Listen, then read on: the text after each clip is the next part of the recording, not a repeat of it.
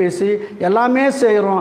ஆனால் பிறரை நேசிக்க நமக்கு தெரியலன்னு சொன்னால் அப்போது நம்ம என்னது உண்மையான தேவனுடைய பிள்ளைகளாக இருக்க முடியாது. நிறைய பேர் சொல்லுவோம், ஒருத்தர் மறிச்சிட்டாருன்னா நம்ம அம்மா மறிச்சிட்டாங்க, நம்ம அவங்க ஒரு நாள் என் பரலோகத்தில் போய் பார்ப்போம், அவங்கள ஒரு நாள் என் பாட்டியை பார்ப்பேன், என் தாத்தாவை பார்ப்பேன்னு சொல்லுவோம்.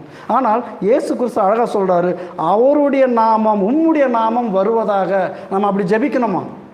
நம்மளை பார்த்தா சொல்கிறாரு, நீங்கள் எப்படி ஜெபிக்க வேண்டும் என்றால் உம்முடைய ராஜ்யம் வருவதாக, இந்த பூமிக்கு வர வேண்டும். அப்போ வந்துச்சுன்னா என்ன ஆகும்? எல்லோரும் நேசிக்க கற்றுக்கொள்வோம். இயேசு கிறிஸ்து அடி வாங்காத வரைக்கும் அந்த பழைய ஏற்பாட்டில் அன்பு என்றால் என்று யாருக்குமே தெரியாது. அன்பு பிறர் நேசிக்கன்னு தெரியாது. எப்போ ஆண்டவர் என்ன பண்ணார்னா, சிலுவையில் அறையப்படும் பொழுது அவன் அந்த சேவர்கள் அடிக்கும்போது இன்னொரு கண்ணத்தை காட்டுறாருன்னா, அப்போ தான் அந்த அன்புன்னு எப்படிப்பட்டதுன்னு சொல்லிட்டு அப்போ ஆண்டவராக இயேசு கிறிஸ்து மரணித்து தன்னை ஜீவனை விடும் வரை உண்மையான